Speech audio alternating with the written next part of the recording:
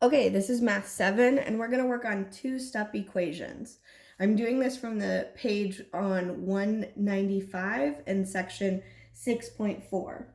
So I'm going to model the first one.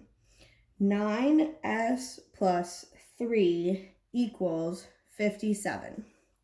So to do this, we need to think about the order of operations. So I'm going to write it right here. And we know that when we solve the equation, we work this way, but when we unravel the equation and solve for the variable, we're going to work this way. So the first thing we're going to do is we're going to take away the adding and subtracting portions. So I'm going to subtract 3 from both sides. These cancel out to 0, so that leaves me with 9s equals 57 minus 3 is 54.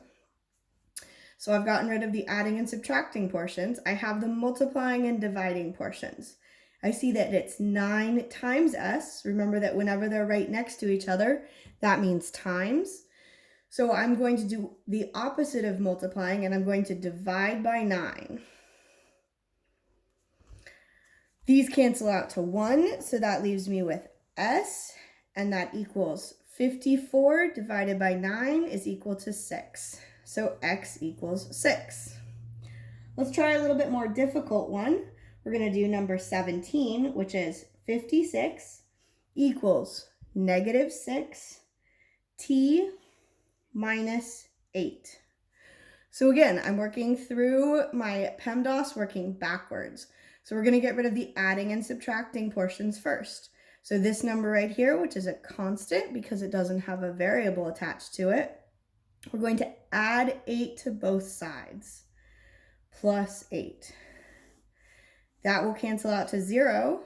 This comes straight down, so we have negative 6t equals 46 plus 8 is equal to 54. So then we go through and we have done the adding and subtracting portions. We're going to do the multiplying and dividing portions. We have negative 6 times t. So to undo multiplying, we're going to do the opposite. We're going to divide. It's a negative, so we divide by negative 6 on both sides. 54 divided by negative 6, as we know from the problem before, which has no relation to it, is equal to negative 9, which equals t. So our answer is negative 9 equals t.